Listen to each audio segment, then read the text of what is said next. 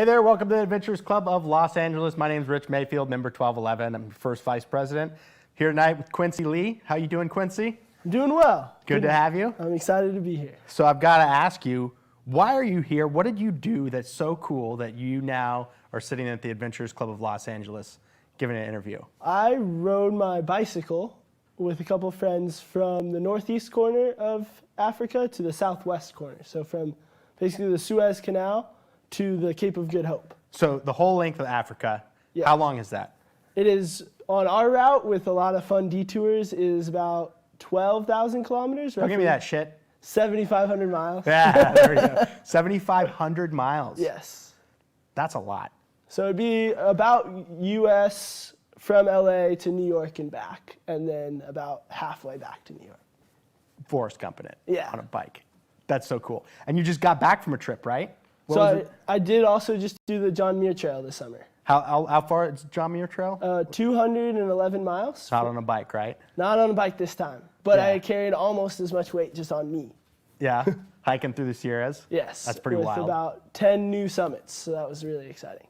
Sweet. But tonight we're here to talk about your Cairo to Cape Town trip. Yes. So how did you kind of get this bug in your head that you wanted to ride from Cairo to Cape Town? So prior to this ride, we had been raising money for the charity World Bicycle Relief. Mm-hmm. And a lot of their philanthropy is donating bicycles in Africa. And having ridden bicycles tour before, we were looking at like, oh, this is so much fun, we got to go back out on another adventure.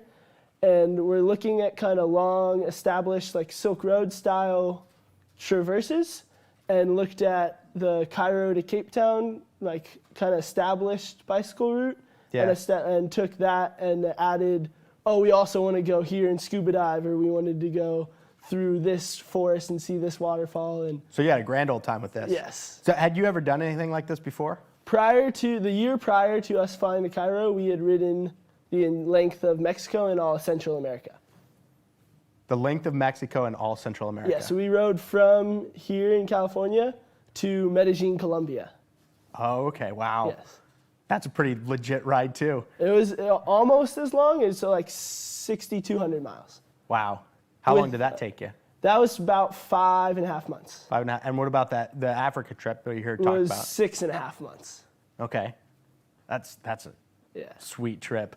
So now, tell me about this charity, the World Bike Relief, right? Yeah, World Bicycle Relief will take funds from their fundraisers or from donors and be able to give a bicycle to either a school child that has to go a long way to school every morning, or sometimes up to 5-6 miles. They would be walking if they didn't have a bike, so the bicycles are able to kind of keep the retention rate of school students. And then that is like about 60 to 70% of the bicycles. And then 20 to 30% is health workers who use the bicycles to go to multiple people in rural areas to be able to visit like maybe 5 patients in a day instead of 2 or 3.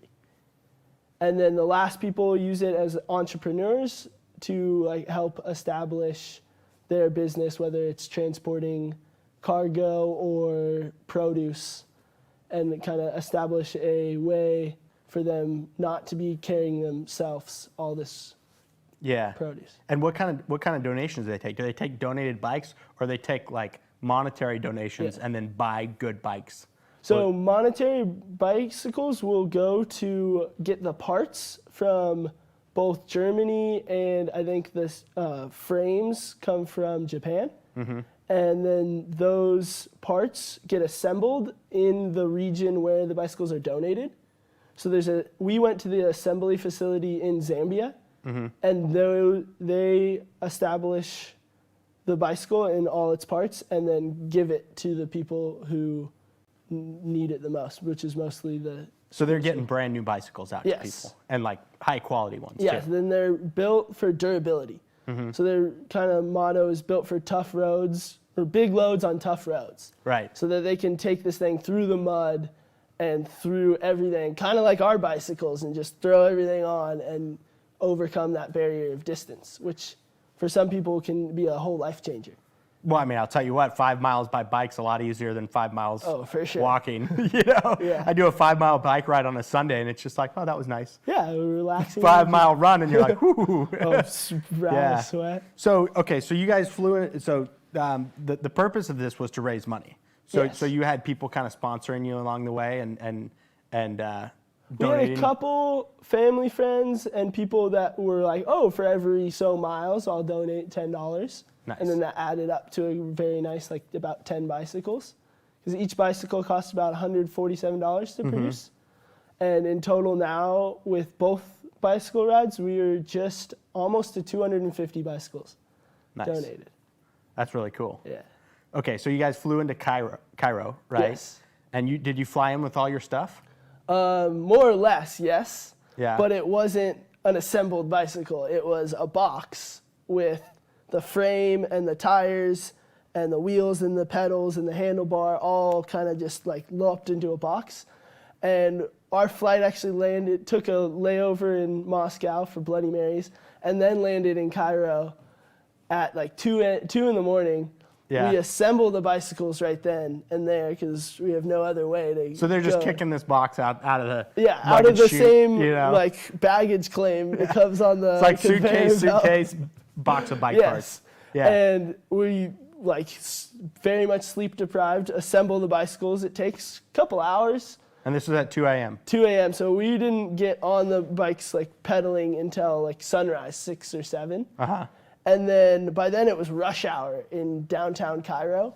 And we're just trying to find the pyramids and ride through and ride across the Nile. And there were tunnels where like 6 lanes of traffic was going one way, and we're just trying to go on the little sidewalk next to it. People honk at you a lot? Oh, like they honk at everyone. Like it's just constant Yeah. horns there. You're like, So you literally hit the ground running. Yes. Like off the plane, assemble our bikes, Yeah. and go ride for the pyramids. for sure. And where'd you spend the night the first night? We actually, and if we're in that big of an urban setting, we don't feel that comfortable, like just pitching a tent. Like safety-wise? Yeah, so we'll like rent a room. It's usually pretty affordable, and that way we got to go to the archaeology museum in Cairo and the pyramids. So we got to learn kind of a little bit of the Egyptology that we would be learning about or seeing physically as we rode down the Nile after the detour to the Suez Canal. So you had some detours on this trip. For and sure. like so the total trip was, you said, like 7,000 miles. Yeah. Like how much of that was detours? I would say about 1,500. Like if 1,500? as the crow flies, you could do it in like just under 5,000, maybe like 5,500 or close to 6,000. But I know for like some we did about 50 kilometers out or 50 miles out, and then like maybe 30 back. So to you had go some out. major detours planned. Yes. And one of those was the Suez Canal. Yeah, so we wanted to go out to see the Suez Canal and then down along the Red Sea. Actually, we spent a week scuba diving in Hurghada. There's a lot of beautiful coral and some shipwrecks in the area. Yeah. So this is the map of your overall route, right? Yes. Yeah, so we started, you can see kind of went out and then along the Nile for the whole length of the Blue Nile, which isn't the technically the longest river. It's it's a different headwaters. So instead of 5,000 mile river, it's a 3,000 mile river. But it goes up into Ethiopia. So after the whole desert, we kind of follow the river and then make our way through Ethiopia and then out to Zanzibar, scuba dive again before crossing the entire interior of Zambia. Zambia was a big detour as well. So this is basically an overview, and Zanzibar is that spot where you touch the ocean on the east side, right? Yes. Halfway down the continent. Yes. And then, like you said, you cross the continent. Can you pull that back up, Andy? You cross the continent and then come down the other coast. Yeah. That was And then the each idea? one of those dots is a day of riding. So is each one of those dots where you camped for the night or where you stopped for the night? Yes. So how did you maintain that track? We have a program called Maps.me, which uses the OpenStreetMap forum, which is public data that anyone can go and add information to.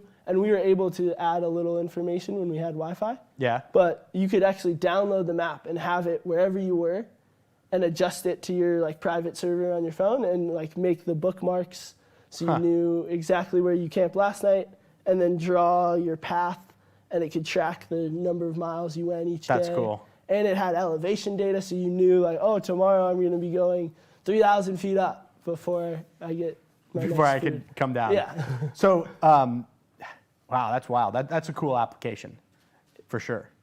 So, what kind of stuff did you add to the OpenStreetMaps? We would like if Did you like the road isn't here? yeah, there were many times, especially in northern Sudan, where a sandstorm or just a washout, like of a flash flood, had literally taken out the road. And you're riding along, and then all of a sudden it's just sand. Wow. And like even the road that is there is, I mean, it's a road. It gets you from A to B, but it's not like your smooth road that. And are there tracks could you follow, or was it just like open wash, and like you're like, I think there's a road on the other side of this thing? You could tell that like there were some tire tracks from people who had driven over it, a few ruts from people who got stuck in them, and then you could kind of tell like that was where you were going. And most of the time we were following the Nile, so we were just like, oh, there's a bend in the river up there. We'll swim there and then find the road again. Is this looks like a washout? Yes, is so that what this happened? is one of the washouts. So you put that on Google Street Maps, like there's not a bridge here, and there's not a road either. Yeah.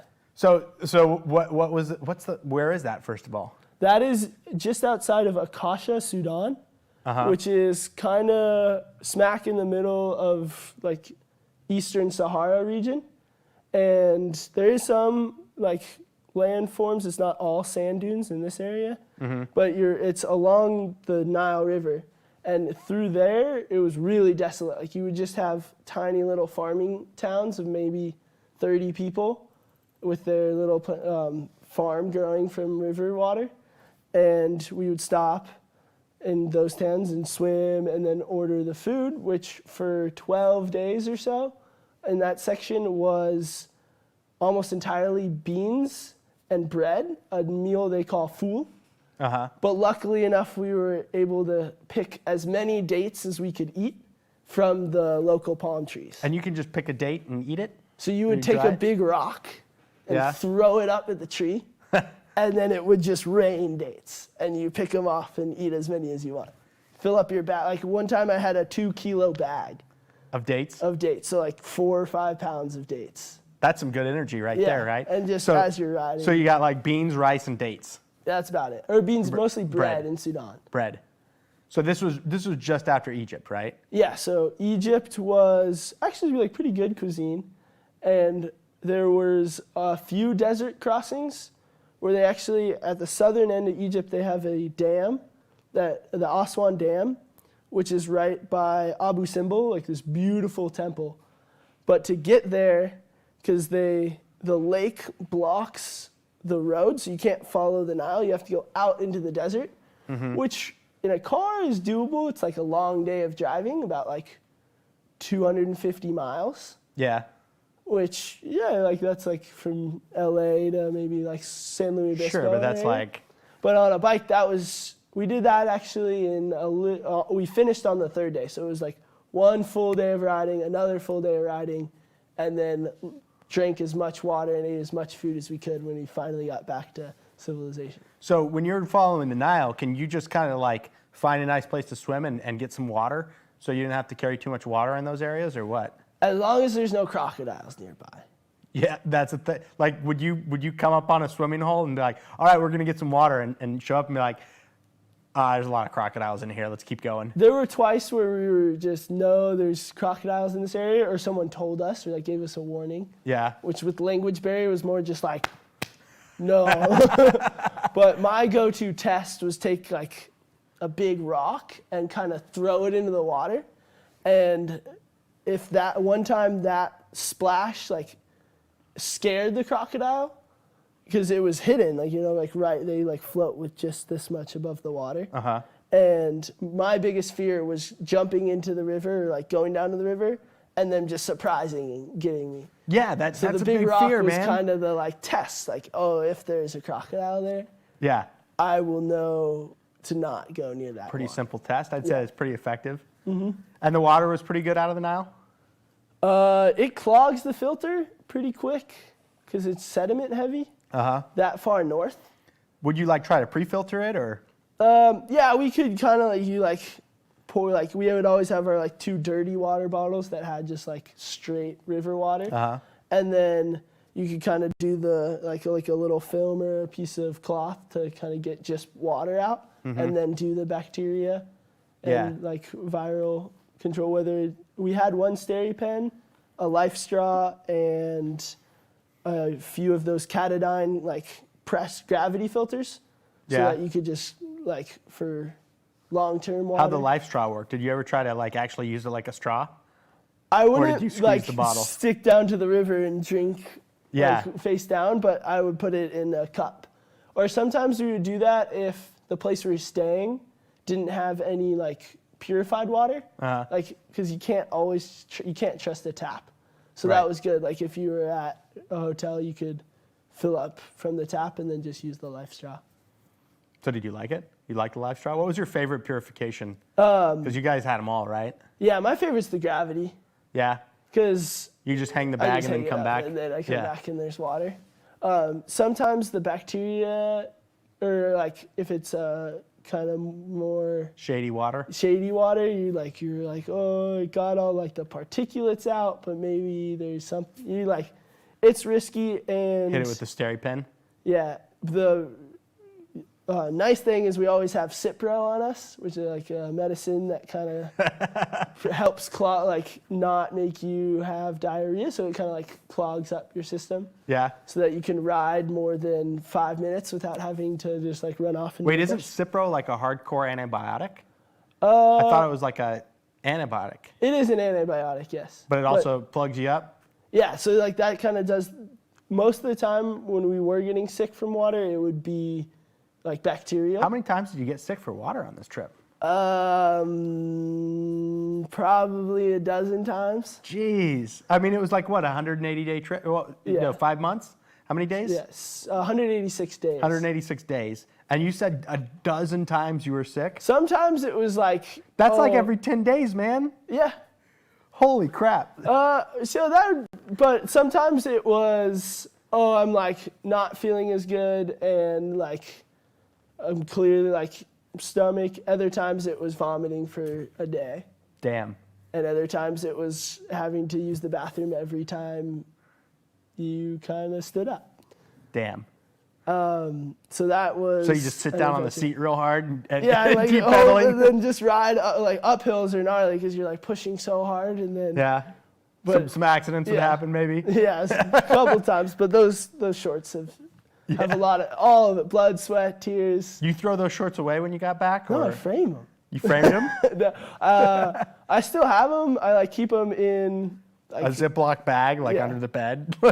after 4 runs through the dry cleaner. Yeah. Yeah. Do they still smell bad? It depends on who you ask. I think they smell like true, like kind of like soil. Yeah. You know, they picked up a lot of that. Yeah. Other people might say that it smells worse than that. Yeah. That's gross, man. Yeah. I think you should frame them though. I think you should frame them and write like a funny little card. Well, so we actually don't use the padded shorts. Yeah. We just use normal like board shorts, swim yeah? shorts.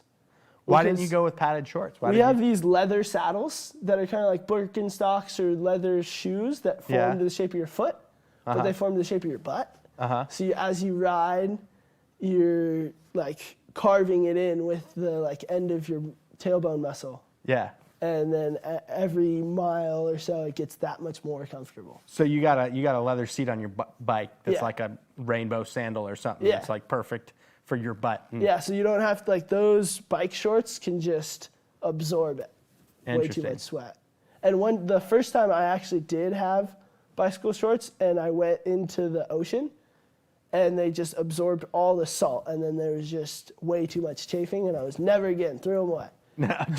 just board shorts from then on Yeah. out. So what kind of bike did you have? I have Is it like a road bike or what? It's a steel frame bike. It's not actually like one of those nice road bikes. It's a kind of old school mountain bike before the suspension or anything. Like a Trek or something? Daniel rides a Trek. One of my ride partners rides a Trek. I have a Moto Bicane, and it's just a standard steel frame built with racks, so it can just carry all the way to the bicycle. Because when we're doing those long desert stretches, we're carrying anywhere from like 3 days of water, 4 days of water is about 20 to 25 liters. And that's 40 to 55 pounds of water, like on top of your survival gear and your tent and your spare parts. And then the 4 days of food that you have to carry with you, those dates, that bag of dates, and peanut butter is a huge one. Oh yeah. So just a regular bike then? Yeah, it's actually like most touring bikes are just built tough. No shocks. No nothing shocks, fancy. nothing like you would see. Nothing actually you would see at a normal bike store. It'd be more like something you'd find on Craigslist. Huh. It's kind of if you took those old school 10 speeds Uh-huh. and kind of added a few more gears Yeah. so that you could get uphill Right. with all the weight. Yeah. So you had some pretty low gears on there. Yeah, so I have like a 10 speed would have 5 on the back. I actually have a 27 speed. Wow. So it has 3 cassettes on the front and 9 on the back. Wow. So because when you get to a steep uphill in Ethiopia, it was the lowest gear possible, and you're pedaling like as fast and like as much pressure as possible to go microscopically slow uphill. At what point do you just say, I'm walking it? Because I know that's like, it's like the walk of shame among cyclists, right? Yeah. If you got to get off your bike and walk it. But I mean, he's in the desert, right? Like there's no shame. Like Yeah. if there's sand on if it's a sandy road, you got to get off and walk it, right? Yeah, so but if like going up a hill, at what point, did you ever walk it up a hill? Uphill, like if it's enough terrain where your tires aren't slipping out, it's better actually to ride it because pushing, like imagine pushing a cart with someone else on it uphill. Because that's about the weight of the bike is about a weight of a person. Damn. And it's actually like, because you're using your arms and you're in that awkward position to try to push it uphill is kind of disadvantage. So if you ever need that mechanical advantage. yeah, and then you can just keep the momentum going. And if you ever need to stop, you just like park the bike and drink as much water as you can and eat a few more dates or what a peanut butter, big scoops of Nutella. Yeah. Get the sugar going, Yeah. blood sugar back to normal, and then like keep on. So most uphills that are like of consequence, you don't do in one go. There were some uphills that one uphill took all day. It's the Nile River Gorge. So up in the mountains of Ethiopia, the river carved basically a Grand Canyon. And it's about 1,600 meters, 5,000 feet. Yeah. Straight down and then straight back up. Uh-huh. And in about 10 to 12 miles, you're gaining all that. So it took pretty much all day to go the 20 miles down, or 10 miles up, down, and then 10 miles back up. Down's nice, right? You would think that, but there were actually so many shifts of the road that there were undulations, not like speed bumps, but actual like bowling alley rifts, like gutters in the road from the like weight of the trucks and all the brakes on the pavement. Huh. If it was pavement, most of the time it was just gravel. So it was a pretty dicey. Yeah, and we had to stop, like we were holding the brakes the whole time that the rims would heat up and actually start to erode the brakes. So you would just go down a little bit, slam on the brakes, hold it, and then stop and wait for your rims to cool down, maybe just like splash a little water on it Whoa. so that it wouldn't just completely erode your brakes. So you had regular brakes too. You didn't have like the disc brakes that they have. No, I just have the like caliper squeeze Yeah. brakes, which hold up really well. Uh-huh. And you don't have to worry about the hydraulic system of the disc brakes, like the pressure within the Yeah. bike it can get easily like corroded. Uh-huh. Whereas the brakes are like mechanical and really easy to fix with duct tape. Yeah. which I've had to do many a time. Like all the wires from so much mud and dust will collect on around the wires and all those moving parts of the calipers that they'll just either rust in place or just get mud caked. And for about 700 miles of southern Sudan and northern Ethiopia, I had to manually shift my front gear. Like you reached down. So I would have to moved it over. It would be stuck in the second one, and I would get as far uphill as I could before it was like not moving with as much pressure as I could, and then stop and move the chain, like get all the grease on my hands and move the chain in the first ring, and then continue. It's crazy. Yeah, and there were no bike stores with a spare caliper from Khartoum to Addis Ababa, which is from the middle of Sudan to the middle of Ethiopia. Crazy. Yeah, so there was some uphills where you're like, oh, I have momentum, and then you just lose. Like normally you'd be able to shift and kind of keep the momentum going. Yeah. But it would be just all right, like stop, have a few more dates, and then keep going. Yeah. So how many times did you stop on that day going through the what would you say, the Nile?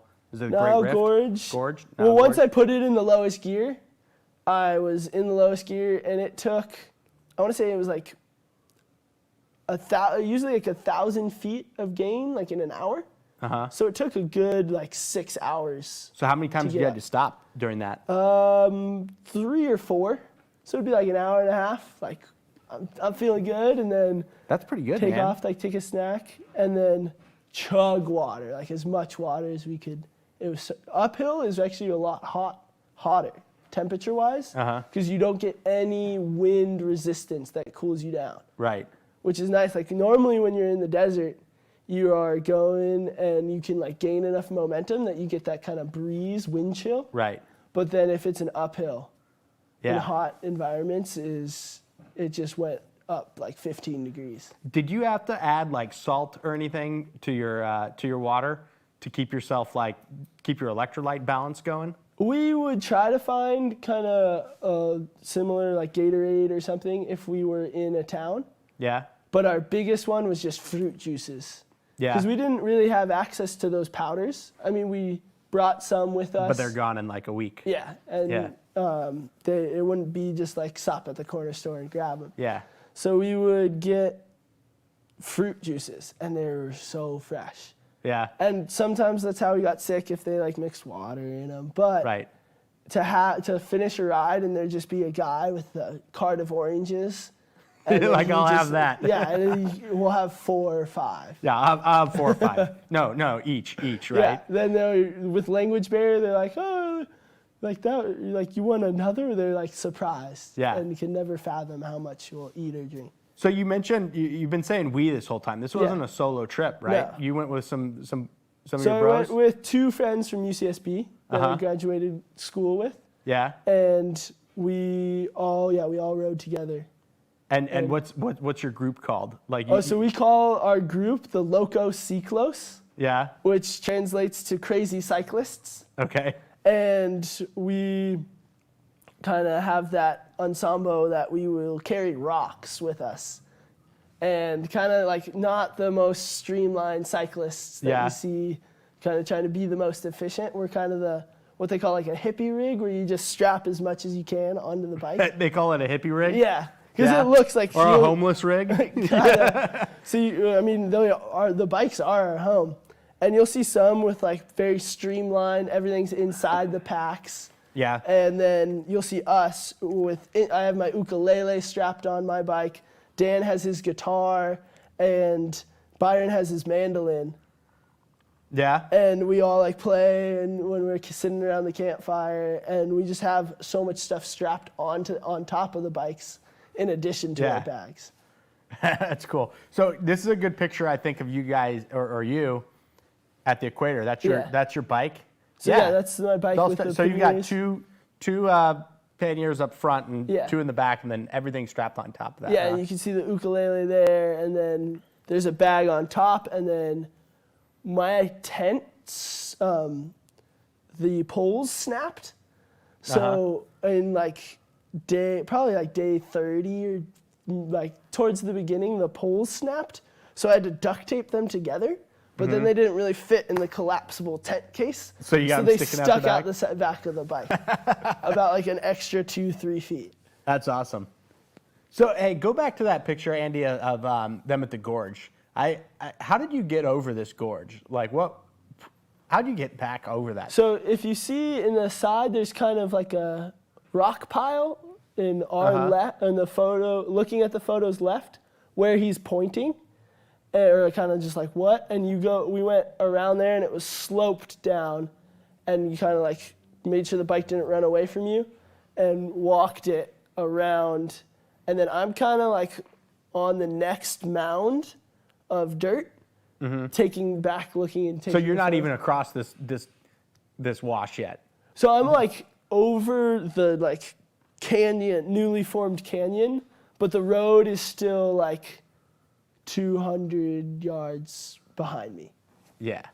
So how often did this happen? Something like that. Something where you're just like, the hell? Like, Pretty often. That was a big one.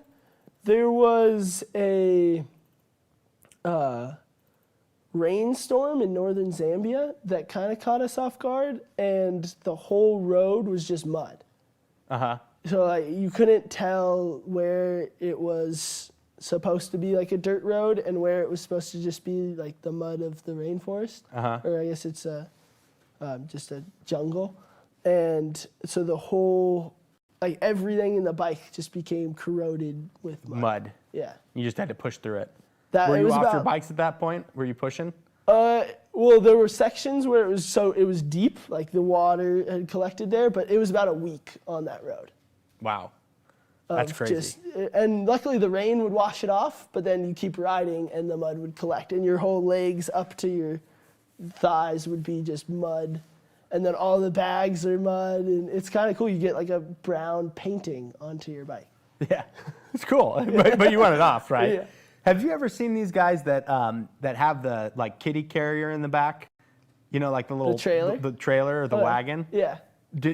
Have you guys ever used those in your? So I will be on I'm doing another tour this fall. Okay. And I will have a trailer on that bike. Why are you gonna pick a trailer this time? So that I can take my surfboard. Because it will be a whole coastal tour of the States on the Pacific coast, from up like Cape Flattery, Washington, back down to here, and it will be with a surfboard attached to the back of my bike. Nice. And so that I can surf the spots the whole way. That's pretty down. sweet. Yeah. That'll be cool. So but that's basically because you can guarantee in the United States you're gonna be on paved roads, right? Like, are you basically expecting to follow bike trails on paved roads? For the most part. Yeah. There are some sections in what's called the Lost Coast of California where it's dirt road access to the surf spots that are along there. Right. But I mean, our dirt roads here are pretty Yeah, nice. I mean, like, comparatively. You can take a Honda down the dirt road here. Yeah. All right, let's get back to Africa. All right, sorry. So that's going to be a cool trip, though. Yeah. And when are you doing that? That I will start at the beginning of October. Oh, wow, coming so in up. about a week. Man, so what do you do in your normal life? I'm an ocean lifeguard in the summer, and I've worked ski patrol in the winter, so I kind of use those to like fund these adventures. And then in between you're Yeah, off. a lot of time to ride bikes. That's surf. pretty cool. Yeah. So a lifeguard and a ski patrol guy. Yes. Do you ski or you snowboard? I actually use a snowboard. The mountain I work at has snowboard patrol to take the toboggan down. Oh yeah. It's just because you don't have to traverse over on the mountain. Like, You can just plow down. I can just get down, and there's enough like speed to get down. Yeah. And in the flat section we use the snowmobile. Yeah, that makes sense. I always wonder how ski patrol works. Yeah. Back to Africa. All right, sorry. Right? Fascinating, but I wonder how you do this stuff, right? So that's an interesting backstory there. So ocean lifeguard for LA County Fire. LA County Fire, right? And then what mountain do you work at? Boreal Mountain in Tahoe. Oh, okay, nice. California all the way. Yeah. Yeah. All right, so I want to talk about one of these side trips you took. You took like, can you pull up that map? You took a side. Ooh, where's that? Yeah, pull that So up. this is our detour through Muti Nondo Wilderness of northern Zambia. That's beautiful, and that's what I wanted to talk about. You took a detour into the wilderness, I Yes. guess. So the main road kind of goes through like the border of Malawi and kind of sticks by the lake and then comes through Lusaka. And that's like mostly paved the whole way.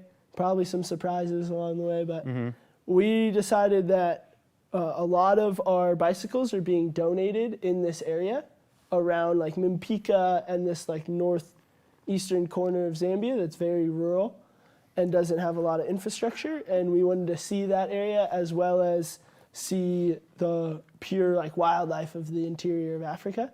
And so this detour, which was probably about 1,600 kilometers, again, I'm sorry, 1,000 miles through northern Zambia on mostly what's called the Great North Road, which is mostly Great Mud Road, which is the place where we were stuck, like in riding through mud for about a week. But then you get to these beautiful granite gneisses, which is a geologic form that kind of just in the middle of a flat jungle forest will just be this granite kind of boulder, and then but it will be 800 feet tall, and you can get up on like climb up, and then it looks like a field of grass, but it's actually like these tall trees. Yeah. Put that picture back up, please. So you ride through those for about But that's 40 great miles. shade and like Yeah. Beautiful, and you see animals all the time.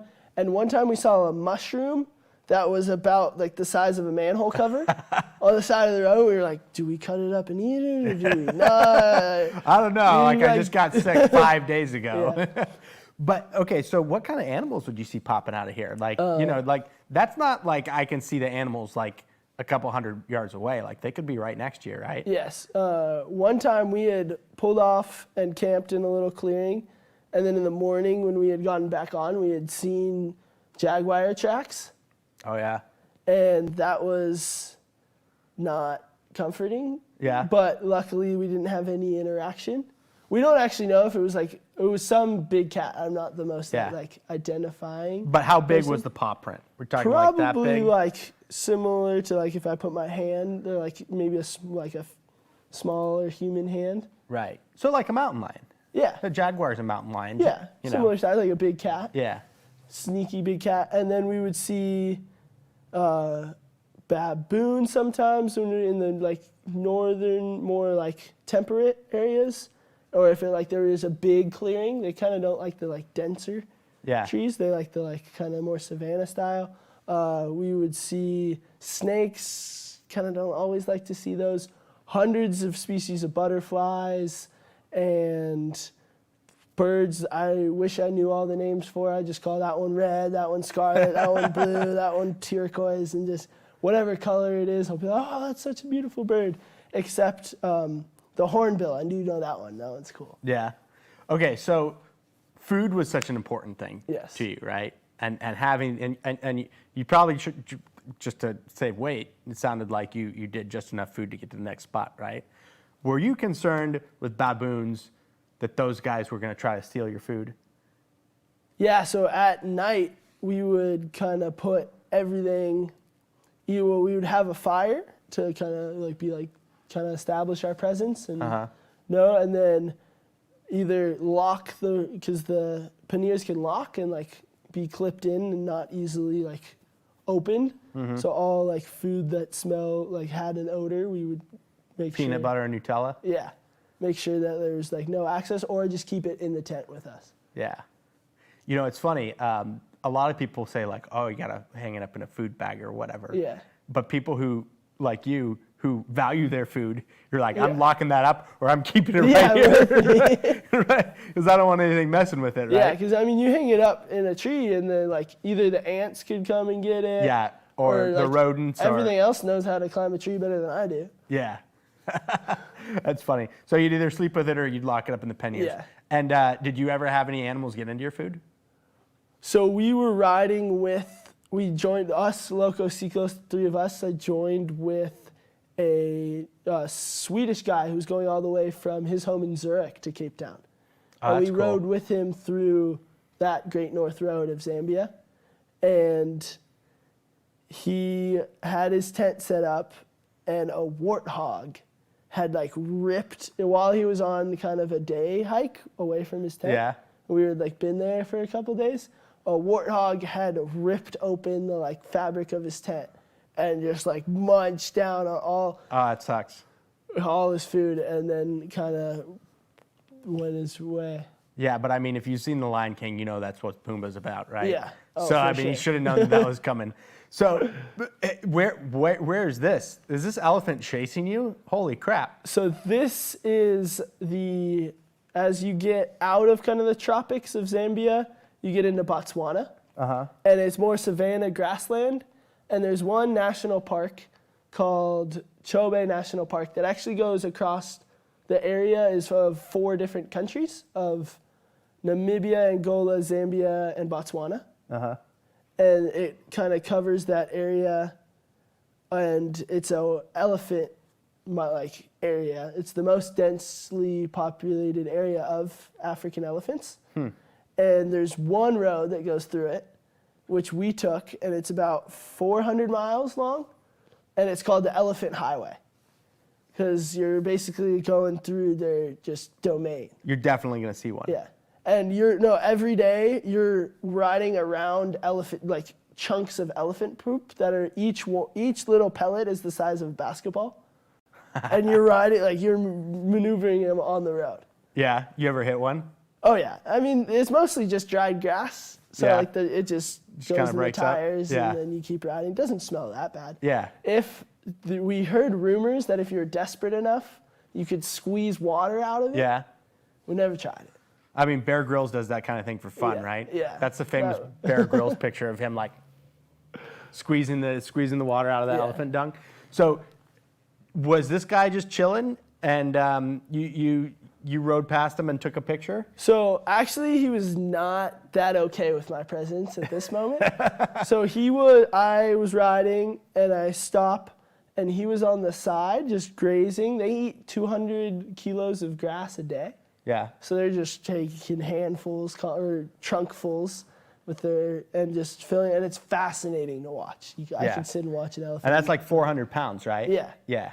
Every day. And so he takes a lot of time to eat all his grass. And so you just sit there and you can watch him. And I felt like I was a comfortable distance away. Yeah. But he was kind of moseying towards me, eating his grass. And Byron rolls up. He was a little bit behind me. And the sound when you're not pedaling a bicycle, it makes that Yeah. the chain will make the tss. Yeah. And with his big ears, you can hear that easily, and it spooked him.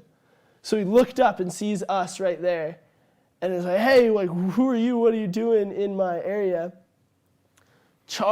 They do what's called a warning charge first and that's when they put their big ears forward and stomp at you, and then will kind of be like, "Hey, this is my space," and you have to give them they command respect, and you just walk away really slowly. Yeah. And that, luckily they do give that warning charge, and most animals have those kind of warning signs, so that okay, I'm in heat right now. Right. Don't Right.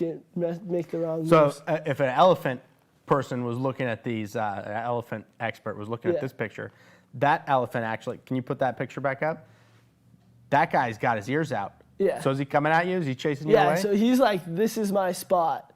And I'm you kind of have to keep eye contact with him because you don't want him to charge at your back. So you right. just and then push you're the just bike you're just slowly. blissfully riding. Yeah. It all. But we were supposed to be going we had to ride away from him backwards. We were that headed sucks. that direction.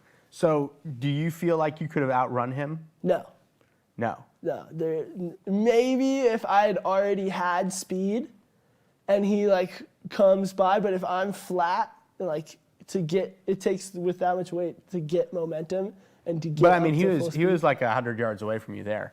Yeah. If you kicked it into gear and pressed down hard, do you think you could have gotten away from him? My ego says yes, but logically probably not.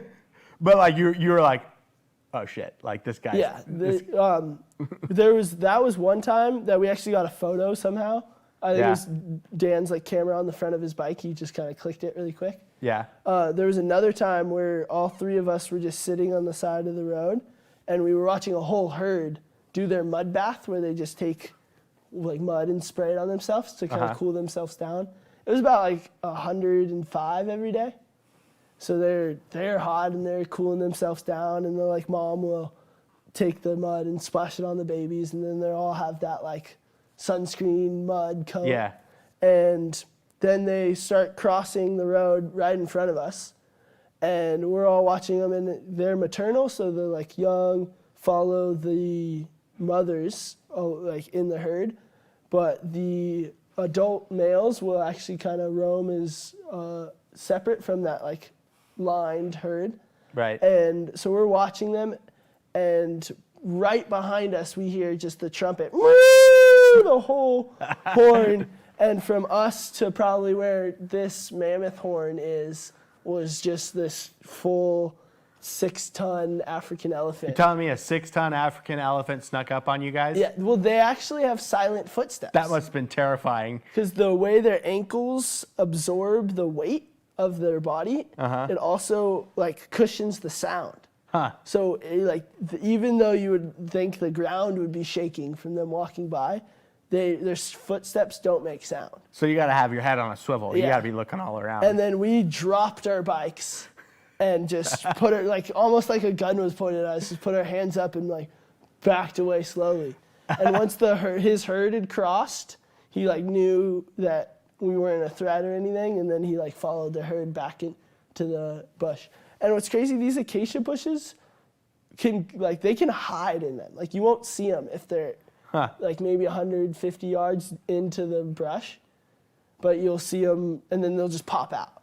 Yeah. And the biggest animal you've ever That's seen. great. You know, we got a bunch of stories in the library about Yeah. Early adventure club members going out and having issues with elephants and stuff because, like they used to wreck people. You Yeah. know, I think now they're on a preserve, and people generally stay away. And if you're just chilling there, but I've read stories here in our library about adventurers going out and like they find a whole village that just got like ransacked by Yes. a herd. It's nuts. Yeah. Especially they have just so many. We heard a story of a bicycle being flattened. Yeah. So we were all They're just like, screw your bicycle. Just stomping it down. something that can like withstand all the bumps of the road, but won't withstand the weight of an elephant. Oh, no way. That's crazy. Just crushed. Okay, so eventually made it to the equator. So in terms of geography, We where the equator and Zanzibar, how do those line up? The Zanzibar Zanzibar is just south of the equator. Okay. So the equator was actually a halfway point because Cairo's at 33 degrees north, or 32, 33, and Cape Town's at 33, 34 degrees south. Oh, that's cool. So the equator was by latitude our halfway point, but because we went kind of like more straight down the eastern side to the equator and then diagonally, it ended up not being quite like the halfway point, but it more or less Symbolically, yeah, your halfway point. Exactly. Yeah. And then from there, and we reached our halfway point, we're like, we deserve a 2-week break. And we rode out and like toured Zanzibar and scuba dove and went to the spice farms. What kind of spice farm? So that's where a lot of like our cinnamon and vanilla and like those spices that people like travel the world to get. Zanzibar is kind of the trading hub of those spices, whether you're going up to the Arabian Peninsula, like over to India, and then or down the coast of Africa, like that's kind of the trading hub. And it like has been since just like the But they don't days of actually, sailing. do they actually farm there, or are they Yeah. like what are they farming? So tons of different types of fruit. Some, and then amazing spices. Like we got to like go tour and just like peel cinnamon off the bark, grab jackfruit right off a tree, or I forgot the name, the local name, rambutan. It's like a lychee, that red prickly fruit that has like the white film on the inside, and then just true ground spices like vanilla, and then the ginger roots, and all the things that kind of originated in this Indian Ocean island. So you guys were doing a lot of cooking, right? Yeah. Like when you were out, you basically did a communal like group meal. Yeah. Did you guys like load up on the spices so you made yeah. your like beans and rice like more? What was your number one spice to throw on like bland rice or beans or whatever to make it? I Do you have would a big say, thing of Morton salt?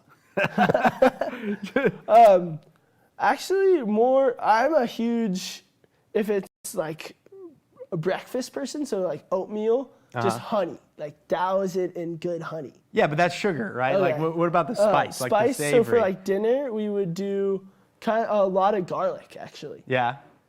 which Tons of garlic. made like anything taste that much better. Like, yeah, and for sure.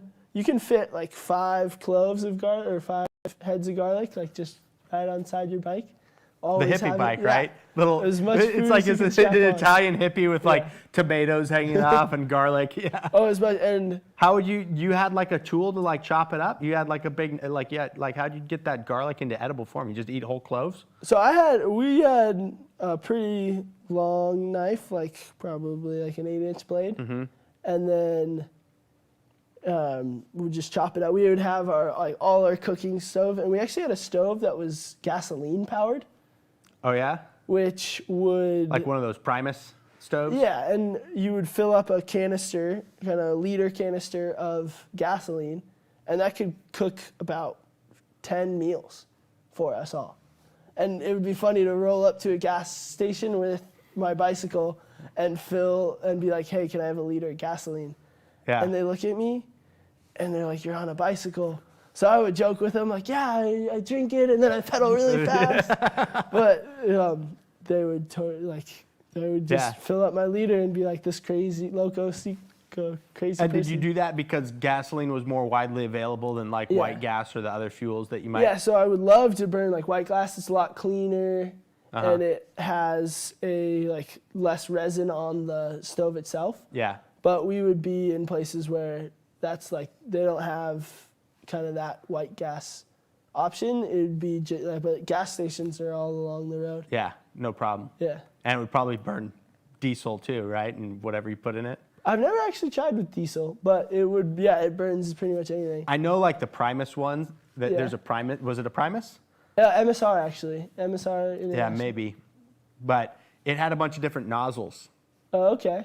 And it was basically you could burn anything in the stove, right? So Yeah. like, you swap it out. You can put white gas in there, a certain nozzle, gasoline another one, kerosene a different one, diesel a different one. So you'd have to match the nozzle to the With gas. the type of- Always freaked me out though, man, because like preheating those things. Yeah. Where you got the And big it just explodes for a second, and then and you're like, yeah, dwindles. it's supposed to do that. It's supposed to explode in flames, Yeah. and then we get the nice blue flame, right?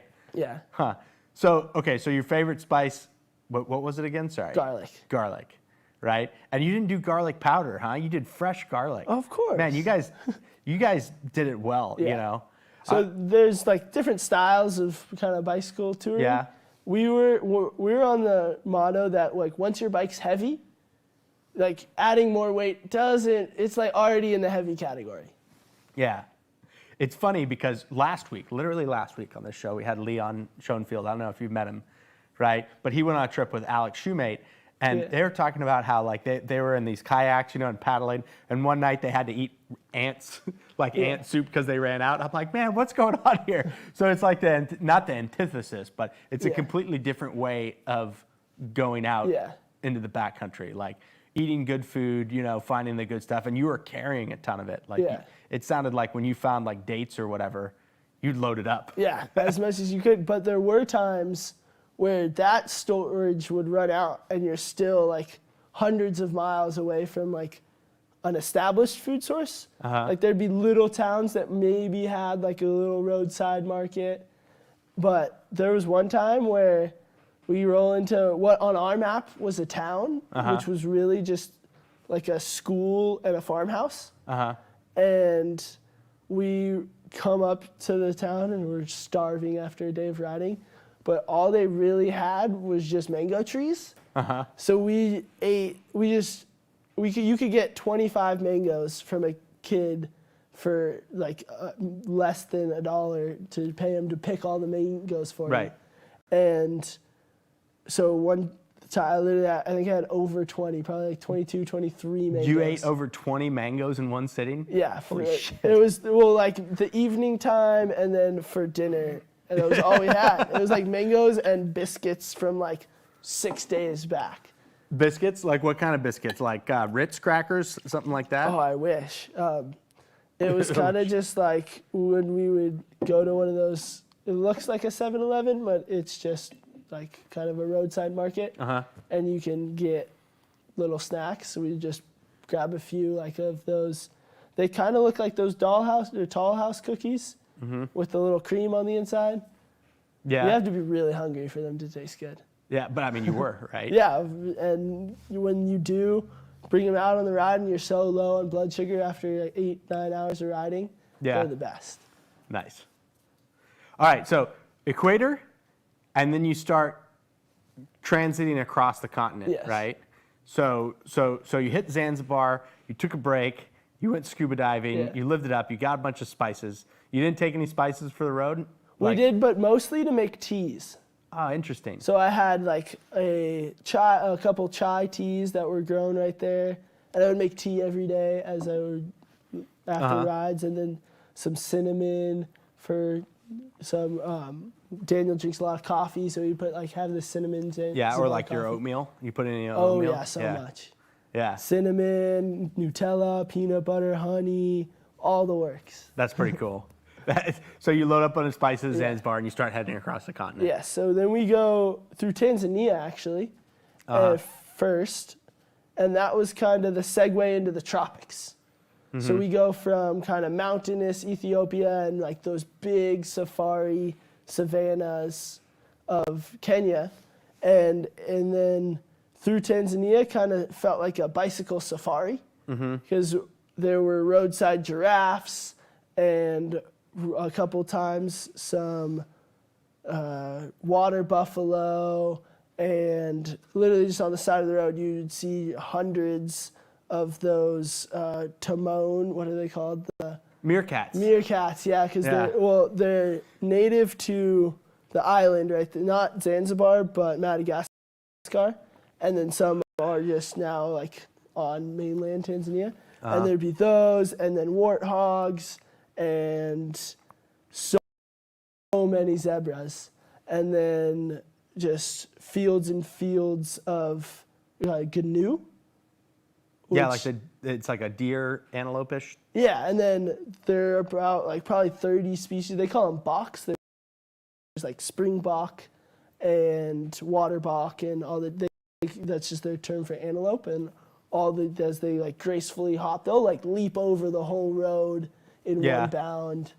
And so we call that like bicycle safari, because as we're riding, we're just seeing all these safari animals. At any of these towns, did you ever have some really good like wild game meat, like served up in a stew or whatever, however they do it?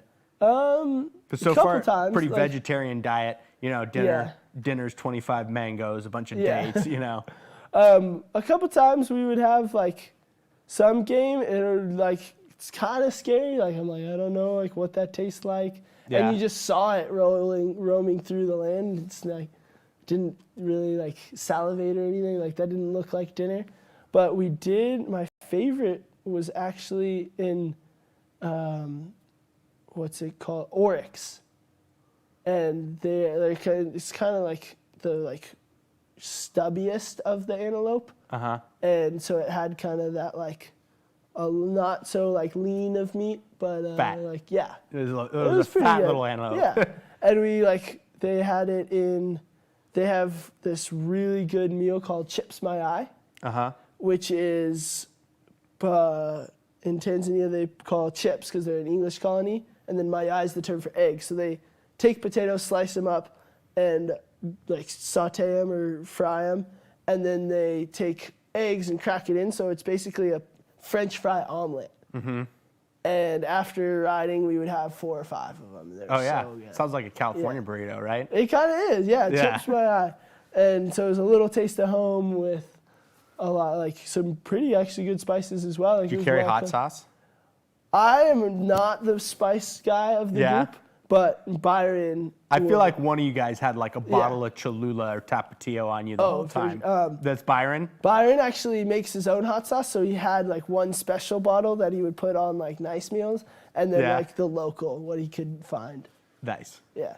But you're not a big like hot Yeah, my lips get super sunburned, like like on all the elements that like the oily of the spice just kind of like That does burns really the lips. like knock down the enjoyment of spicy food Yeah. is when your lips are all messed up. Exactly. And like you just get like that burn as opposed to in the mouth. Yeah. Yeah. But anyway, so okay, so you're heading across the bike safari, Yeah. right?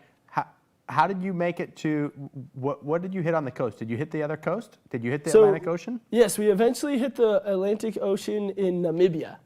And it was right after that elephant highway. So we went like out of the tropics, across the elephant migration area, and then back into the desert. Because then as the further south you go, as you get to the tropic of the end of the southern tropics, you ride back into the desert. So it was like desert, tropics, desert. And so it was kind of familiar, but also like, You're like, oh no, I'm this doing again. So to get through the Namib desert, we took that detour. We took out to Swakopmund, which is on the coast of Namibia, about west of Windhoek, and that was kind of our straight over point. But it took to get there and then down to Fish River Canyon, where a lot of dirt roads, but the wind was really bad, and like all the desert that we had crossed before was most of the time flat. So you didn't mind the extra 50 pounds of water or in the like 4 days of food, because you were like on flat and it was a struggle to start.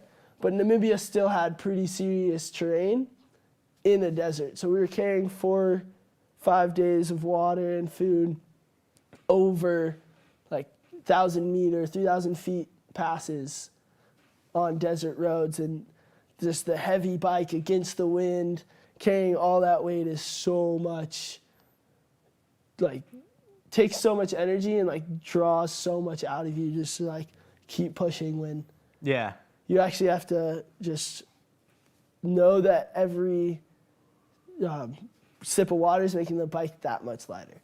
That's true.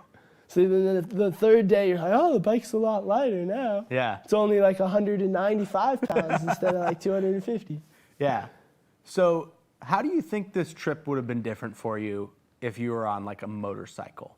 Like not like a crazy motorcycle, but you know, like that motorcycle we got over here in the club, right? Like just the standard motor, and did the same thing. You loaded it up. Yeah. How do you think that would have changed your experience? I think you would get a really cool opportunity to stop in places for longer. Like you could go and like you could go a whole half a country or like 500 miles in a day, and then be able to have the luxury of time to stay in a cool place that you liked for a long period of time, maybe get to know a few more people. But you wouldn't get the feel of seeing the whole terrain and how even the smallest, like people who live like up in the mountain 100 miles away from the people down in the valley, like just that slight terrain difference might make the whole town have a different kind of, whether it's different food growth or different whole livelihood. So you don't appreciate, you know, that challenge that they have. So you don't get, I like the bicycle because you slowly see every inch of the terrain, and like just me with like the geography of it, and you see how it molds with different mountain ranges and different climates, and you kind of feel that every inch of the way. And there's no like jolting difference from one day to the next. You get to kind of understand why northern Botswana has like these elephants and these waterfalls in the river, whereas like southern Botswana is the Kalahari Desert, and you see that transition. What about a moped? Moped? So you have to pedal sometimes. Oh, like an electric bike? No, I mean, I'm assuming you could. I'm talking about like the tiniest motorized bike that you can possibly. All right. You know, moped. It's still got pedals on it. Yeah, I think a biggest part of ours is that like we're kind of pushing for like the sustainability of bicycle traveling. Is that there's a phrase called EFI, which it's every fabulous inch, or if it's not going so well, every effing inch. Yeah. And this was a Ciclos Locos expression? Yeah, and so even when the times are great, like you get to see it all, and the times are bad, like you've earned it. Right. So you have that kind of human-powered modality the whole way through. Yeah. And that kind of keeps you going, like gives you that breath of fresh air to know, like, even on the hardest day, like you earned your way here. Yeah. You definitely have an appreciation for every freaking inch. But that's not going to say that I'm not going to, if I'm going slowly up a hill and a semi-truck slowly passes, that I might not grab on for like a little tow ride up the hill just to have a little break. I mean, I don't think you're going to add any to that carbon footprint of that semi-truck. Probably not. Were you able to do that at any point? A big Or one? did you just think about it and be like, man, that would be cool if I could grab No, on? so it was actually pretty successful if it was like a lot of turns on an uphill and semi-trucks would have to take it really slowly. You could catch one. That you would just pedal your life out for that like minute to catch one as they pass you, and then just hold on until they got too fast or there were blind corners or bumps in the road that you needed to hold on with both hands. Yeah. But it would make the difference between like 5.5 hours of uphill to like 4.5 hours uphill. It would be like, just for holding on for like 5-10 minutes. Oh yeah, I bet that's a nice break. Yeah. And then your forearm is just inflamed. You just hold on with all your might. Yeah. All right. So where are we at in this trip? Can you put that map up so we can find where we are? So, I think I also sent a photo to you of the desert road in Namibia that we had to go down. Yeah. So this is back in the desert. Yeah. So you're back in the desert, and that's it. Huh? Wow. Yeah. So that is the Namib Desert of. Like Namibia. pretty much all, Namibia is the name of the region and the country. And this road, good road, average road. In Namibia, that's a great road. Yeah. I would say there's actually pretty much just one paved road in Namibia that goes from the capital straight down towards South Africa, and it's like the transport road. But besides that, You didn't take that road? we did not take that. We took the road. We joined up with it after Fish River Canyon, so we were almost in South Africa. Yeah. But we decided we wanted to go out to the coast to see the Atlantic, and then follow the desert through from Keetmanshoop all the way through Fish River Canyon, which is it was a normal sized canyon, probably like 3,000 feet, which is normal. Like those are the mountains you were kind of going over, or like of elevation change. And then when the continent split, like South America and Africa split, tectonically it was uplifted, and then the water in the canyon was able to carve that much more. So now it's about a 5,000, like comparable to the Grand Canyon. And I think it's second in the world to the Grand Canyon is this Fish River Canyon. And we were able to ride out to it and then along the rim for about 30 miles. And there's a road along the rim.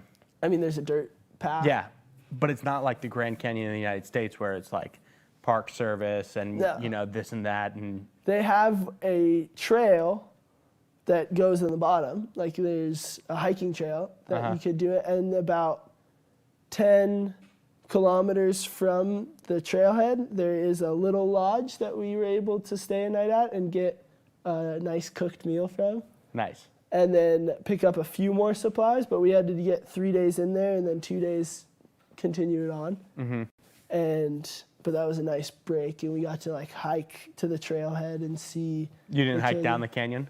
They don't actually, because of heat and water availability, you can only hike it in their winter. Huh. So we were there right at like late fall, but because there's not constant water at the bottom until you get further south, that you actually can't hike that section. Because you get down there and no water, and then people die all the time probably. Yeah. And then so you can start hiking May 1st. So we didn't like get to do that hike, but we were there like early April. Huh. Bucket list to go back for sure. Have you hiked the Grand Canyon here? Because this is second to it, America's got some great stuff, and you got some trips coming up, Yeah, so I've done a short backpacking trip, about 5 days along the Hermit Trail, or down the Hermit Trail along the Tonto, and then up the Bright Angel Trail of the Grand Canyon, which was cool. It was like 3-4 days under the rim. You think you could have done that? I mean, that's comparable, right? Yeah. So do you think you could have done that time when you were there? I wish if I had like a backpack, Yeah. I would have loved to. But it would have had to be a quick down and back, right? And then.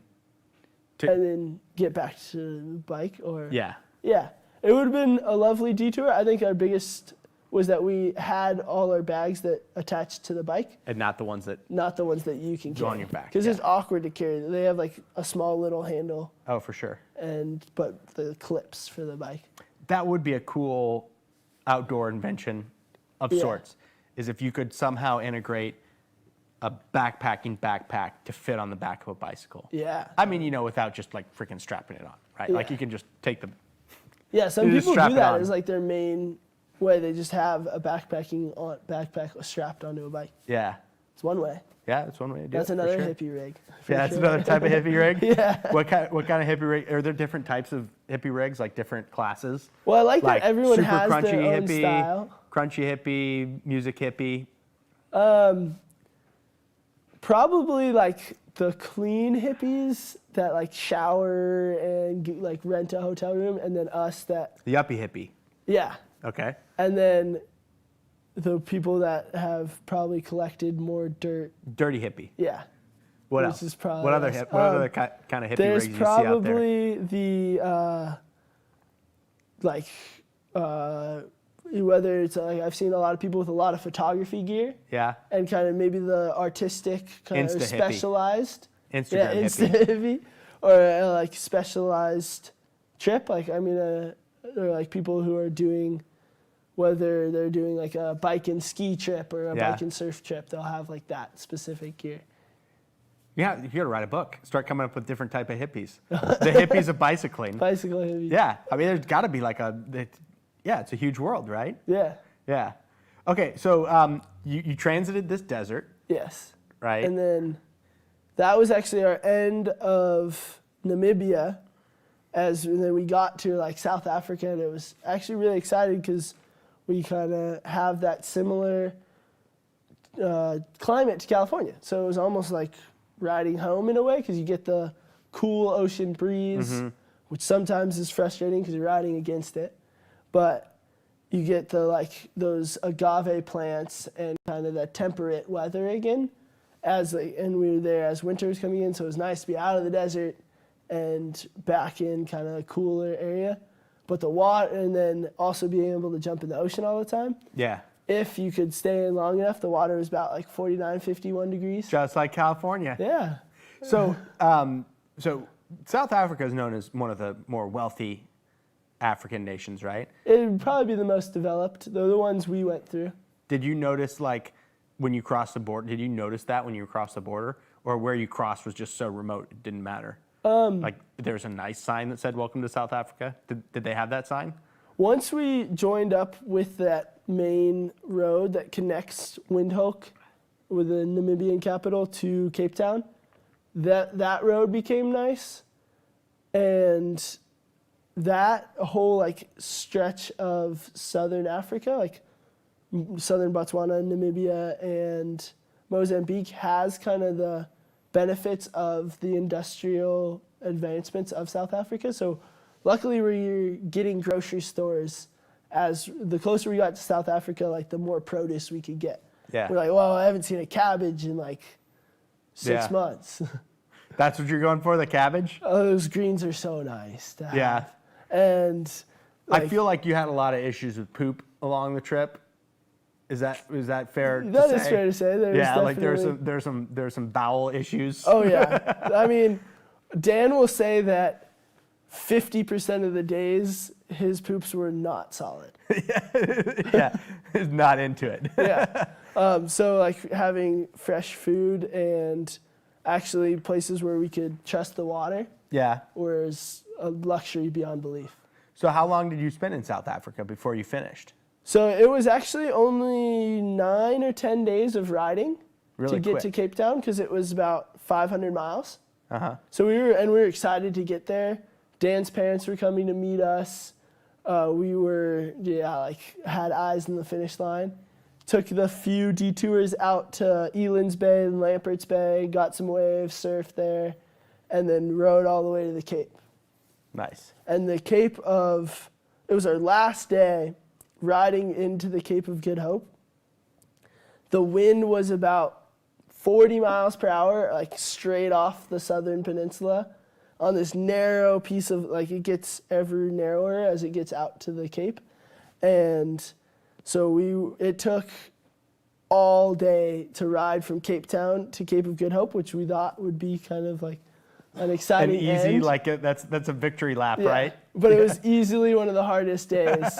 And we were pushing super hard to go downhill. Did you drop all your stuff? We and just take your bikes so out there? we dropped our stuffs like just south of Cape Town at a friend's house, and then we're just riding the normal bikes, but it was so windy that it felt like we were riding the whole way again. Huh. And we would have to be in a streamlined fashion to go downhill, and be pedaling hard. That's just going, crazy. like, downhill as the wind, because the winds just come straight off of Antarctica. They're called the Roaring 40s that come up there, and it was just bad timing, I guess. That's crazy. Do you have a picture of you at the finish line? Did you give us one? I think I gave you one. I had it in the presentation. Because we got to see you at nope, we don't have it. No, I'm sorry. Oh, well. I'll trust you that you made. Okay. I mean, you got a GPS waypoint, right, Yeah. at the end. That's cool, though. So this is live. Yeah. Did I tell you that? Yes. Yeah. So hopefully we have some comments and questions. Okay. Would you like to answer some I would love to questions, answer some questions. from the viewers out there? I'm sorry I don't have the picture at the finish line. That's all right, Quincy. And good evening, everyone. Welcome to the show, and thank you for engaging in the chat. We do have a lot of questions tonight. Sweet. I The bet. first one of which is from, let me make sure I get the name correct here. The first question is from Bob's Two-Car Garage, and Bob wants to know, That's my dad. what was oh yeah, Go ahead, Dad. what was your scariest moment? It's always a good question. Scariest moment was actually we were riding up into a mountainous town of Ethiopia, and it was all just rural little communities, and the kids would think our presence was kind of funny. Mostly probably they hadn't seen a blonde person on a crazy bicycle You're before. pretty blonde. And so they would kind of try to sell us stuff or ask us for pens, ask us for money, kind of like whatever they were feeling. Sometimes they would throw rocks. So I was biking up this hill, and the top had gotten like really muddy, and I ended up pushing a lot. I finally get to the top of the hill, and I'm just like, the kids are trying to sell me their corn. I'm like, no, kids, I don't want your corn. And I'm like still trying to get up this hill, and because I'm moving microscopically slow, they're able to walk alongside me, just like, hey, you want to buy this? You want to buy this? You want to buy this? Yeah, hey. Mm-hmm. And then when I finally said no a bunch of times, we were all like, hey, they just decided to throw rocks at us, and we were getting Jeez. pelted. And I'm so bent out of shape from getting my bike to the top of this probably 2,000-foot climb, and I just collapsed on the handlebars, and then so does Byron and Dan, and then we all get hit by probably 15 rocks. And we're like, come on, kids. So it wasn't. Are they going to stone us to death Yeah, here? like What's just- going on? Am I going to get killed by a gang of kids? Maybe not the biggest fear moment, but just the most frustrated, oh my gosh, this is or who's teaching these kids to do this? And Yeah, and what do they you have it out do? for us? We would just, most of the time, Did they just get bored and the rocks weren't that big, so they went away?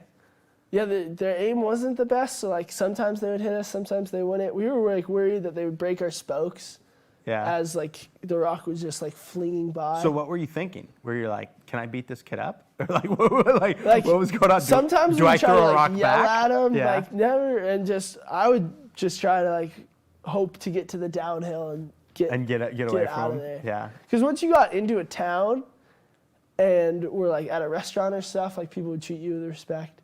Yeah. But just the people you pass through were like, hey, hey, hey, either trying to get us attention, thinking we're movie stars, yeah. or trying to sell us corn. Corn? Yeah. they would have like corn on the cob or just like. You weren't into corn? You ate 22 mangoes, but you didn't want to buy this kid's corn? Not every I would buy one kid's corn and then 20 others would come up and try to sell me the same corn. Okay. All right, next question, please. You can only eat so much corn. Yeah. Can Never we eat have so enough much corn? mangoes. Thank you for the question, Bob's Two-Car Garage. And next question is also from Bob's Two-Car Garage. Who was the most interesting person you met? Right on, Papa Mayfield. Ooh. Interesting person. Do I have time to tell a story of Mr. Impossible? Sure. Okay. You met a guy named Mr. Impossible? Well, that's what we called him. We had actually never got his actual name, Yeah. but we had this whole ordeal with thinking that we could get our Ethiopian visas at the border, because everything we had read online was that, yeah, you could get your visa on arrival. So we were, but that's to fly into Addis. They didn't have that same stipulation for land crossing through Matema. So they didn't let us in and send us all the way back on a bus ride to Qatarif, which was a 3-day bike ride. So it was like a long bus ride on a bumpy road back as we're also like not feeling the best. And we, to get to the Ethiopian consulate to get a proper visa. Then we get to the bus station and have no idea where this consulate is. And then try to convince someone who takes us to a restaurant, which I guess is like an Ethiopian hangout spot. We're like, this isn't it.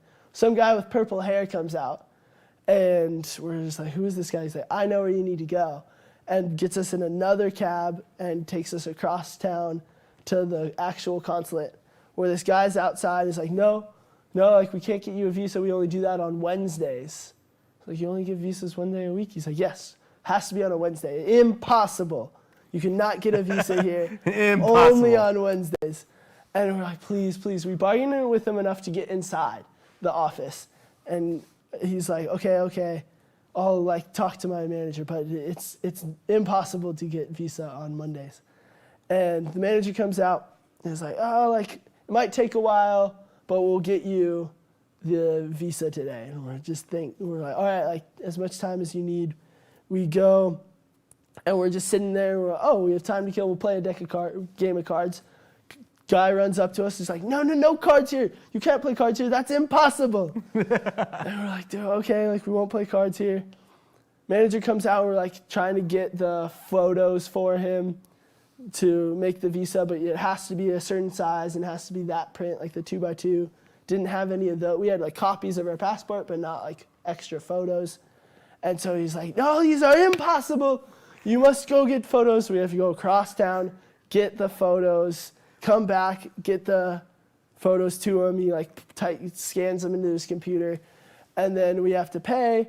And in Sudan, you can only use currency that's U.S. currency that's more recent than 2009.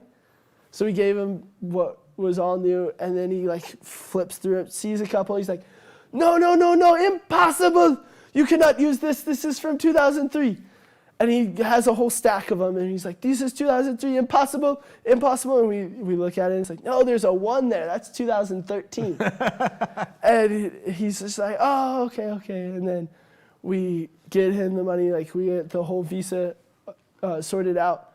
And turns out he puts it on Daniel's information page that has like Dan's information. He's like, wait, you can't put it here? He's like, no, impossible. That's where it goes. I was like, okay. No, it goes on the page that has visa. Yeah. And then we like look at the visas, and it's a 30-day visa, and it was November 27th, and we're like, oh, like, can we have 30 days? But he only gave us till like December 25th. And he's like, oh yeah, November has 31. Impossible, November has 31 days. And we're just looking at it, like, I'm pretty sure it doesn't, but okay. Like, Okay. All right, like, can we go? Like, are these gonna work? And so he finally like gets us our visas, so we get out. But we never learned the guy's name, but his name, we call him Mr. Impossible. Did you? I would have turned around in my visa and been like, possible. We made it. So, but that was the start of our. That was the most interesting person we met. Mr. Impossible, the Mr. most Impossible. interesting man in the world, an impossible person from the Ethiopian consulate in Sudan. In Sudan. Well, if he's watching, you're world famous right now. Yes. Right? Mr. Impossible. Mr. Impossible. It is a good word to know. You know? There we go. You know, it's If fun. you only know a few words. Yeah, it's a fun English word. Impossible. It's like inconceivable. Yeah. All right, next question, please. Quincy, you mentioned you were going to travel down the Lost Coast. Yes. Where is the Lost Coast? So the Lost Coast of California is the one section where Highway 1 does not connect all the way along the ocean. So there's a big Kings Range mountain range that comes from like 3,000 feet straight down to the ocean. And no one's been able to like build a road through there. There's a few access roads that go in and out, but no transverse road that goes from Westport up to Eureka. So they call that the Lost Coast because that section of the California Coastal Highway is So you're going to cycle PCH and go in on all those little access roads and surf. So that's one way to do it. You can also hike along the coast. How long? What's the length of the coast? There's about 50 miles between the endpoints, but there's a town called Shelter Cove that's kind of in between those endpoints where the access road comes in. And so it's a 26 mile and then 22 or 23 miles. So what are you doing for your bike route?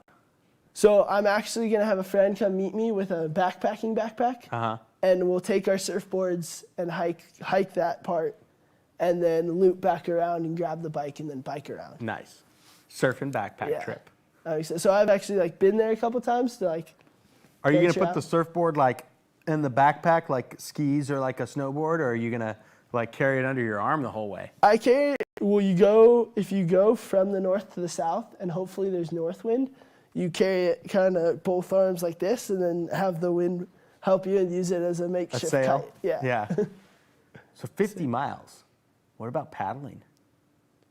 Cold water. And then you have to have all your gear and food. You could get like a little boat. I don't know. Yeah, Anyway. there are people who boat in, and it's kind of a cool adventure spot. Nice. That's going to be a cool trip. All right, next question, please. Next question comes from Serious Improv. And he wants to know if you would talk more about your encounters with giraffes and the Okovango adventure.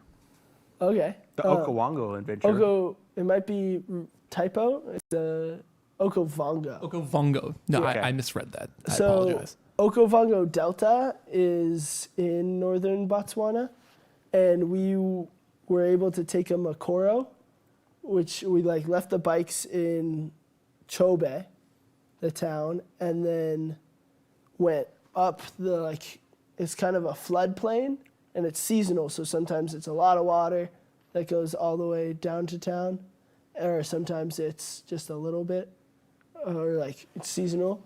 And so we were kind of there as it was flooding, and we were able to go up Delta on a Makoro and camp out in the middle of this kind of it's about the size, I want to say, of Wyoming, and it's just a wildlife area, and we were able to canoe out for a day and then hike around and see herds and herds of giraffe.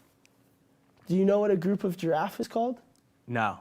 So like a herd of elephants or a pride of lions. Murder of crows, yeah. Murder of crows. A tower of giraffes. Tower of giraffes. Tower of giraffes. That's pretty cool.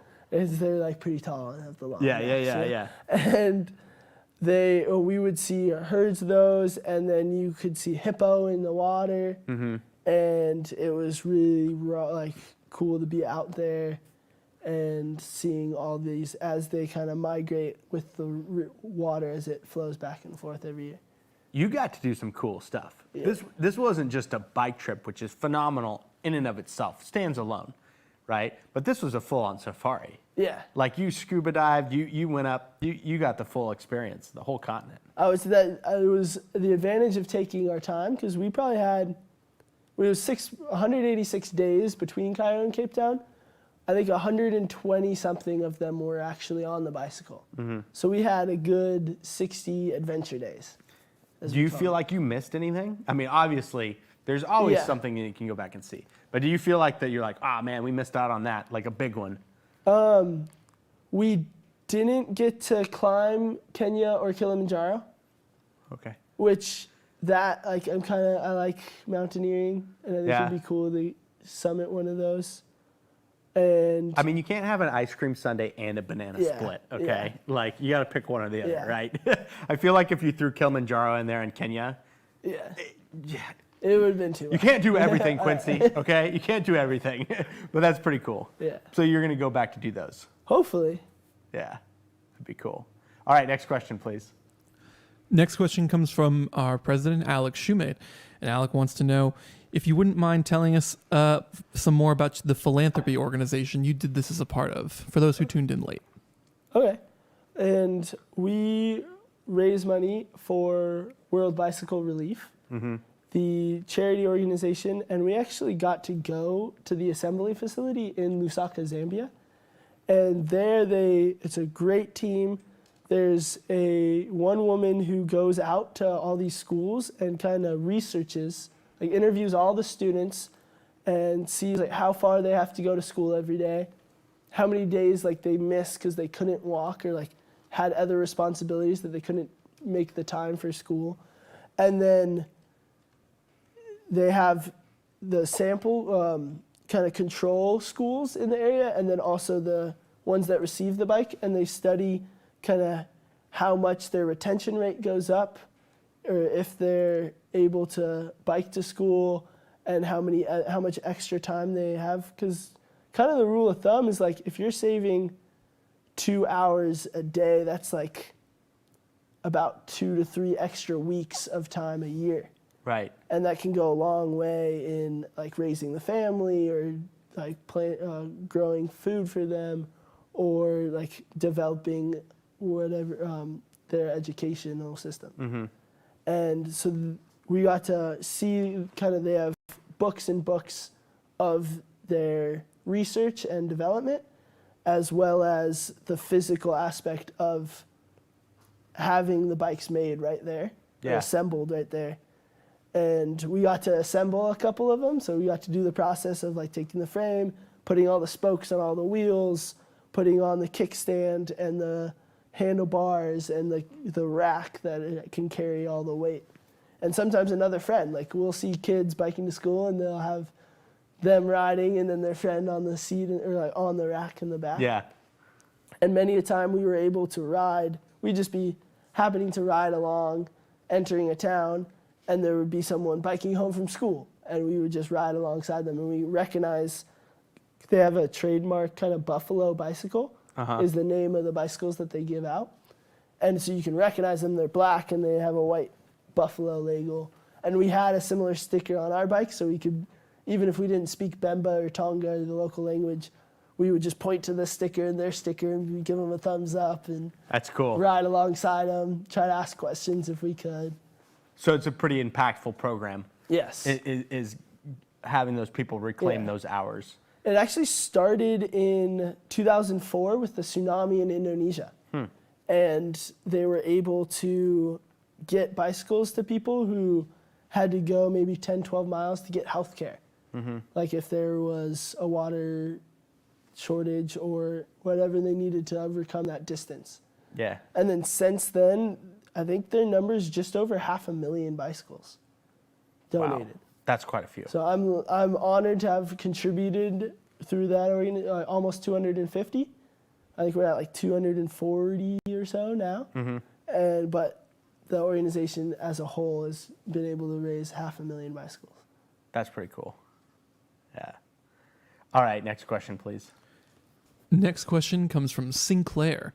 And Sinclair wants to know, did Quincy sleep in a town or in a tent? I think we kind of answered that, right? If you had the opportunity to sleep in a nice place, you took it, right? So in like an urban setting, we would sometimes actually still be in the tent.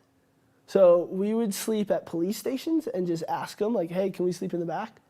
And then we'd have a garden. Or sometimes we would pay a restaurant a a little tip on top of our massive food bill to sleep behind the restaurant. Can we sleep here and then have another massive and then have breakfast in the morning? Yeah. And more often than not, they would say yes. And then sometimes, if we wanted to like leave the bikes somewhere and go, and we were in like a kind of touristy or a developed city where we want to go to a museum or a sightseeing thing, we could leave our gear in a room and then go about our way and then come back to that. Right. All right, let's take a couple more questions. All right, next question comes from our president, Alex Shoemate again, and Alec wants to know, can you tell us a bit about your summit apples? Oh, okay. So Yeah, apples are a big thing for you, right? Because you can get all these mangoes for pennies Right. on the dollar, but apples are imported from like temperate areas. Uh-huh. So they're still like kind of the same price, like just under $1 per apple. Yeah. So it's like a little more special of a fruit, and it's just I eat everything but the stem and the sticker, because Okay. you want all that nutrient. You eat the seeds? Oh yeah. You spit a couple of them out, but sometimes you end up eating them. It's like a watermelon. Okay. Yeah. And then I take the sticker and put it on my bicycle, but I have a habit of eating the apple at the high point of the ride, like whether it's like a couple days or a country. Yeah. Like the highest point we get to, that's like my summit and my summit apple. Like I'll treat myself. Yeah. And then the next time I'm going uphill, I'm like sweating and covered in just so much like sunscreen and sweat and like been out from hours of uphill. I look down and see the apple stickers right there and know that I've like been in this position a couple hundred times, and I'll get to the top again and have a nice sugary snack. Did you always have an apple on standby? More often than not, but like sometimes, like even if I get a bag and have 4 apples, like I might not get apples again. Do you ever eat a valley apple? Like What's you're a like valley apple? opposite of a summit apple, right? Oh, You're just like you get to the screw bottom." this. Like I need an apple now. That's where I like having kind of like more citrusy fruits. Uh-huh. If I'm kind of in the middle of a ride, like getting to the top, because you get the like extra hydration. Yeah. And kind of like it's a slightly sweeter. So apples were sacred Yeah, apples are summit to Quincy apples. Lee. Yeah. Like only summits. And I still do it like when I do ski mountaineering ascents in California or climbs, and like on Whitney for the JMT, I had an apple. Nice. All right, couple more questions. All right, I'll choose 2 questions. One of the questions is actually for you, Rich. Oh yeah?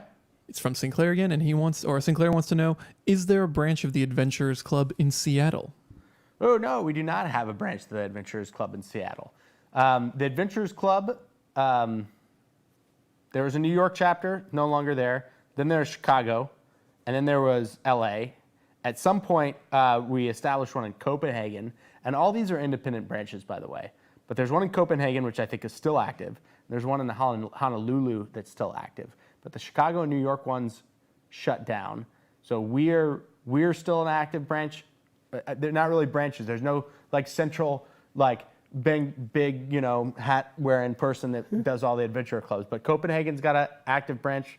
Honolulu's got an active branch, and the world famous Los Angeles Adventurers Club obviously still has a branch. Yes.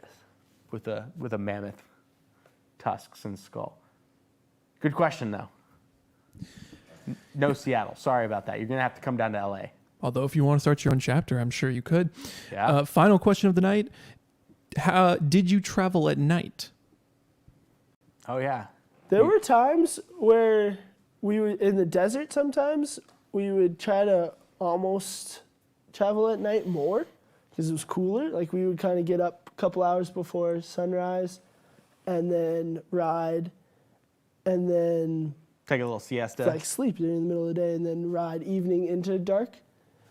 Tried to avoid it. It's not the most safe because we're a tiny red little blip on the side of the road if cars are passing us. There were many times where like we didn't have supplies to camp for the night, and we were trying to get to a town. Maybe it was more hilly or more windy, or there was a really cool river to jump into, and we were later than expected. Yeah, you're trying to push. So then we had to ride maybe an hour at night.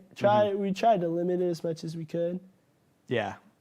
Luckily, we were pretty much like in fall or equatorial season. So it was like about 12-hour days most days.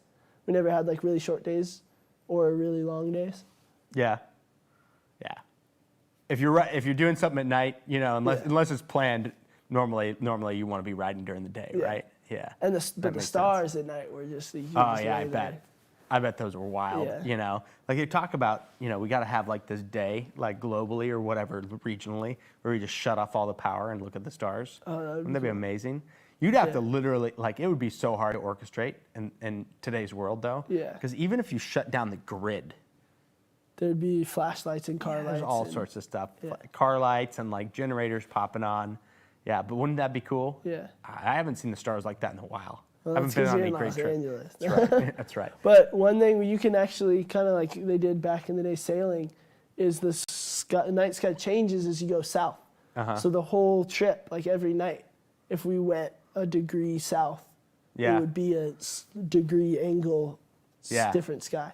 Yeah, that's crazy. And so you like wave goodbye to the North Star on the equator and then say hello to the Southern Cross. And you'd clock that as you went, like you noticed that on your trip. I had like a whole like star mapping journal that I would That's pretty draw cool. out. Yeah, that's how we have constellations, right? Guys like you riding. Yeah. Or I would draw my own, like, oh, that one looks like a bicycle. Yeah. That one looks like a wave. That's pretty cool. All right, well, hey, Quincy, thank you for coming by. We appreciate you coming back to the Adventurers Club. And, one day we're going to open back up for meetings, and we'd like to see you back here. Cool. But thank you for coming for the interview. We appreciate it. Thanks, thank you for all for watching. Don't forget to like this video. I'm sure everybody liked this, right?